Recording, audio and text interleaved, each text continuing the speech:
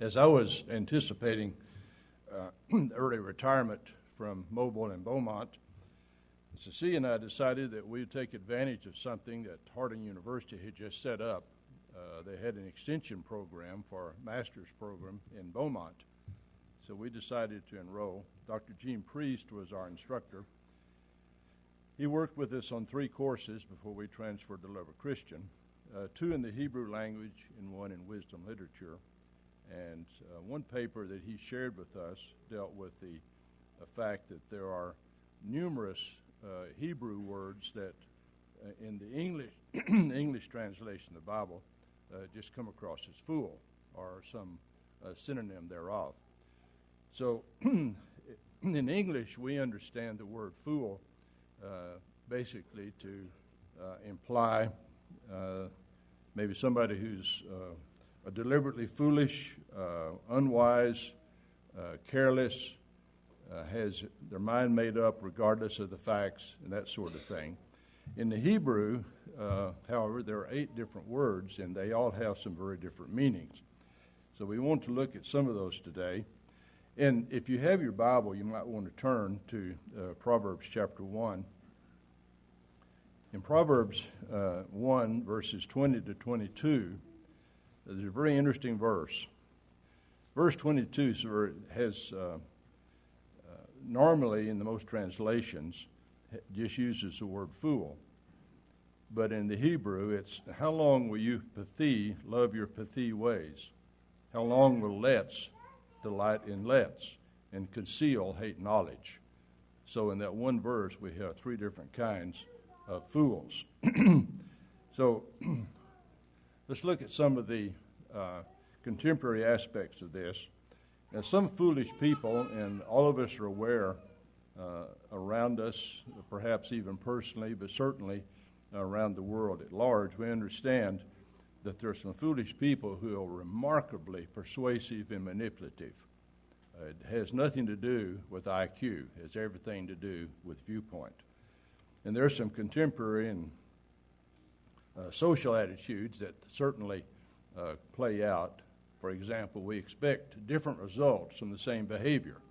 In other words, if I do something, I should get good results. If you do it, you should get bad. And that's foolishness. We assume that I will always come out a winner. Okay, that's unfortunately drilled into a lot of children in our culture. History is invalid as well as boring. In other words, drop down to the last one. If it happened before my birth, it doesn't count. We have a lot of people who have that attitude. We nice guys always avoid the consequences because we're the nice guys. Well, we win because we're the nice people. That's foolishness. Rewards should come before the effort. Some of you have seen that play out in various ways. And we are always superior to our ancestors. Isn't that really encouraging? Now, what are some observations that you and I need to be very much aware of? That is, individuals can move from being a fool to being a wise person and back to being a fool very suddenly and without any kind of particular notice to the rest of us. And dedicated Christians, I think many times get very frustrated and almost drop out of any kind of personal evangelism because they work with people and they don't respond. Well, 6 of the 8 kinds of fools that we're talking about are irretrievable by any outside influence. They have to make the decision themselves. 2 of them are potentially retrievable if we handle things correctly. So 2 out of 8 is not bad. As humans, you and I have a free will, and all of us recognize that and we value it. But the thing is, other people have free will too. And how they choose to use their free will is certainly different from what you and I would have. Foolishness is simply a chosen outlook on life. Again, it has nothing to do with IQ level. And we're talking about people who choose to have limits in their life, not because of some kind of genetic thing. I think there's an interesting example in the Old Testament. Solomon is a good example because if you read in Deuteronomy 17, very specifically, this is well before the kings ever arose in Israel, but God set up the standards way back as Moses was giving his final instructions to the nation. You notice that there are 5 knots there that are very important. You must not acquire many horses. You must not get them from Egypt. You must not take many wives. You must not accumulate gold and silver, and you must not turn from the law at all. Well, we understand God gave Solomon breadth of understanding well past any of his contemporaries. Well, what happened? Well, Solomon was a very wise man, so he accumulated horses. He accumulated chariots. He traded with Egypt. He made silver as common as stone in Jerusalem. He exported horses to other nations. Then he had 700 wives and 300 concubines, and I thought that was interesting. I just tried to figure out how much quality time is he spending with each. And if you do the arithmetic, he spends 8 hours and 46 minutes a year with each of his wives. That's really good. I'm sure they had a close relationship. He did not follow the Lord completely. God promised that he would tear his lineage, the kingdom away from his lineage, and notice what happens, that Solomon is never called a fool, but look at his behavior. He squandered what was a tremendous opportunity. Okay, let's look at the Hebrew words for fool. I hope you can read those up front. I told Gibby that if we have any brickbats, I'll let him share them, because he helped. Sakal, that's somebody who's stubborn, resolute, persistently wicked. They are viewed by the wisdom writers as irretrievable. The Holel is irrational. He's crazy talk. He's wicked. He's also irretrievable. The Naval, I know we normally put that as a B sound, but in Hebrew it's more accurately a V. Brutal, depraved, mocker, persistently wicked, and I'll come back to him in a few minutes. The Ewell can be retrieved while they're young. That is one of the reasons why God commissions parents that we have to take care of our children and guide them properly, even if that means a little corporal punishment. But if we don't do that, they grow up to be licentious, mockers. They despise wisdom. They despise morality. In other words, they will basically be a very immature person in an adult body eventually. Then you've got the Kasil. This is a person who's dull and stupid, but he enjoys sin so much he turns it into a sport. For example, who can get drunk the fastest and the most, or who can gamble the most, or whatever it is. Everything he does, he turns it into competition. You have the Letz. He's a mocker. He's insolent, opinionated. He's a foolish talker, and he cannot take correction, regardless of what the situation is. So teachers dread those kind of people, because regardless of what kind of paper they turn in, they expect 100. Irrespective, it may be worth about a 40, but they expect 100.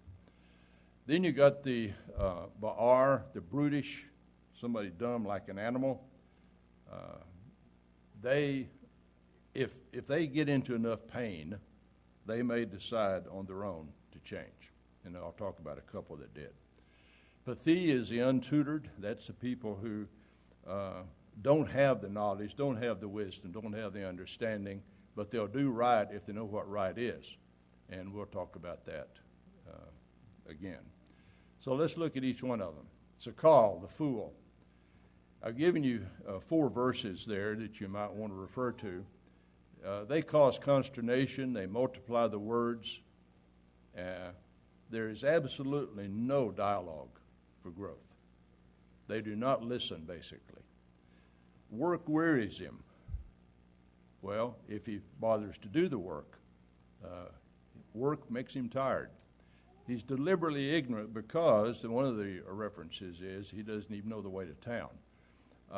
Wicked, he chooses to be ignorant because if he can claim ignorance, then that supposedly gives him the right to do whatever he wishes to do because he didn't know better. But he had the opportunity to know better. In Ecclesiastes 10, 5-6, he upsets the social order, and unfortunately, around the world, many, many parts of our world are being run by people like this. They're in charge. And so this makes a very difficult situation. They are seen as self-destructive, irretrievable, and even when they are in charge and everything is going totally wrong under their leadership, they always assume it's the other person causing the trouble. The Holel is a person who deliberately does things that are unwise. Whatever they can do to upset what's going on in our world. In other words, if they see some calm, they want to upset it. They see things working right, they wish to upset it. They upset the natural order of life. And they play on our own fears, and one of the problems with these kind of people, too, is if you, as a writer of a will, wish to allocate certain of your resources to heirs down the road, you never know what they'll do with it. Is that they may use it in an extremely destructive way. So these are people that really give us a hard time when they write our wills and testaments. And they have no internal restraint, the Holel. There's nothing to stop him. In other words, if it looks good at the instant, that's where he heads. In our culture, we'd call him a rugged individualist. And some of you are old enough to remember that we used to have movies that dealt with that theme, that rugged individualist, and somehow or another he conquers and he overcomes and he's the hero, even though he probably broke every law in the book to get there. He's a free spirit. He marches to the beat of his own drum. And in other words, everybody else is doing a certain thing in a certain way, but he does it differently, therefore he's a hero. And I think that that's something we need to be very much aware of. The next, Nabal. Now, in the English, we normally refer to that as Nabal. And, of course, you remember there was a guy in the Old Testament named that. In Job 30, Job refers to individual, Nabal, as brutal, depraved, an attacker. And he links it to father and son, by the way. No, this kind of lifestyle, this kind of attitude is taught generation to generation. They scorn God without fear. That tells me that the people in our culture today who are very forceful and in public saying there is no God and they have no intentions of doing or living their lives in such a way that might honor God, seem like they sort of fall in this category. They mock and revile God. They're atheists. And Job described his wife that way, if you remember. Said, "You are speaking like a Nabal." And when she recommends to him he curse God and die, I mean, that's not a very smart way to exit this world. Now, you remember Abigail's husband was named this. And if you read the story, which we've done recently, he fits the description perfectly. He's surly and mean and totally self-focused and not at all interested in doing the right thing. In Proverbs 17:21, it makes it very clear that a Nabal brings grief upon his parents. In other words, they've tried, and the child continually does things which just bring them a lot of sorrow. And the summary of Nabal is basically irretrievable and persistently wicked, and you and I really are not going to be able to change them. What about the next, the Ewell? This is a wicked, impious person with a very dark side. You know, there are some people who are foolish that just do silly things. There are others who are foolish who do very dangerous and damaging things, and this is one of them. He cannot see that he could be wrong. Now, this one can be retrieved early on if they get early discipline and really firm, and both parents have to be on board, and perhaps their siblings as well, but there has to be some very clear boundaries. They tend to be very quarrelsome. They're deliberately difficult because they found out that creates a lot of stir. They enjoy that. They enjoy stirring the pot and causing trouble. They despise wisdom and discipline. They mock at repentance. They actually attract punishment. That just validates in their mind that they're right and everybody else is wrong because they're being punished for doing something that they thought was a really good idea. Hardship will not change an adult evil, however,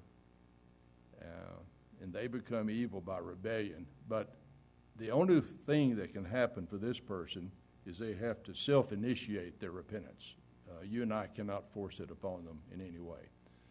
The whole world's out of step, not them. They're right, you're wrong, that took care of that. And their view is always right. And you as a teacher or an instructor or a friend can marshal all kinds of facts and illustrations and concepts. Makes no difference. They're right. Next one is Casil. And this is a person who's dull and feeds on folly. And in fact, they're verbose. In fact, these are the kind of people that will brag about how much evil they've done, how much immoral things they've done. And every now and again you come across one of those in the news media that is almost proud or is proud of all of the immoral things they've done. They hate knowledge. Why in the world should I spend all this time learning all this useless stuff? I can do well without it. They're very opinionated. And their opinion today may be one thing, tomorrow something else, and if you try to point out that they've shifted, you're in for a very bad time. Wickedness is a sport. They will figure out how best, for example, to get drunk. All different ways to do it. How best to steal. In other words, it's a sport to them. They have no concept that is really something that is bad. And they will perish. They are exhibitionists, the kind of people that like to flaunt what they're doing. And if you pay any attention to what goes on in our entertainment industry, you think maybe there's a few of those there. The Letts, this is somebody who mocks. And unfortunately, very often, these people have sufficient abilities that they arrive and they are able to be in high-profile situations and positions, and then they will mock. And I think we're seeing a lot of that going on in our country right now, vis-a-vis morals and ethics, Christianity, things which you and I would hold up to be moral. We're getting a lot of mockers now, and I fear that we're running into a larger number of these. They're proud, they're arrogant, they scorn discipline, they scorn rebuke, they lack discernment, and other people really detest them, but unfortunately they also attract people of like mind, and God mocks them. And they cannot take correction, so they, the wise, which I hope would include us, we cannot help them, and they will refuse to ask for help. So far, it's a rather hopeless case. The Ba'ar is senseless like a beast. He doesn't know. He doesn't understand. He hates correction. But if you'll read about Asaph in Psalm 73 and Agur in Proverbs 30, both of them said, I was a Ba'ar, and basically the pain got so much that I decided to change. And so this person can change because they are responsive to pain level. And when the pain gets so much, then they will come to their senses. The Pathi, okay, this is a simple one. And If I ask for a show of hands today, how many of you either are or have been a pathee, everybody has to put their hand up because everybody has been in this particular situation. We just don't know. We're ignorant.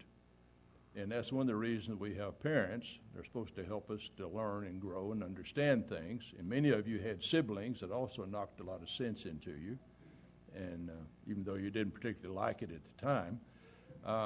But this is the person who can be retrieved. They will respond to pain. They will respond to wise counsel. And since every one of us have been in this category, I think we have some idea of how they operate. Unfortunately, the pathee does not understand cause and effect. They don't understand what happens now will have a future effect. It's more like they live in the moment. And so if you look back in our life, every one of us have been in that kind of situation, that kind of mindset. But they're unable to look in the future and see what might be the dangers and what might be the consequences and the end results of certain things. And that's why we're supposed to educate people to help them understand that there are some long-term effects of this, there are some short-term effects of this, and you need to be able to think through things and develop a conclusion. The pathee is not like the stubborn, resolute, wicked, and irretrievable Sakal. He's not like a mad, irrational, crazy talker like a Hillel. He's not like a brutal, depraved hedonist like a Naval. He's not a quarrelsome mocker like a Ewell. He's not a Casil who treats sin as a sport activity. He's not like a Letz who's a mocker, who's insolent, who's opinionated. He's not like a Baar who's a dumb, senseless brute. And a pathee will do right if he's shown right. And that's why it's so important that we have things like we do in this school, for example, with AIM, and as we work in congregations, helping young people, the lower grades, to understand what right is. People can move toward or from foolishness slowly and rapidly, and unfortunately you and I are not immune to that. We need to watch for warning signs in those close to us. We also need to watch for our own warning signs. And sometimes we beat upon ourselves because we don't reach people.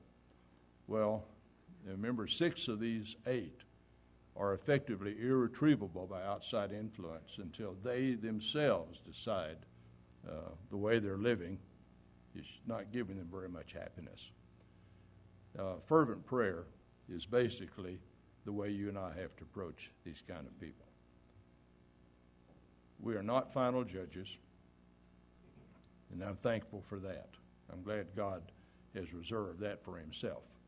We need to present the gospel. What they do with it then has a lot to do with their mindset, which of these particular groups they fall into.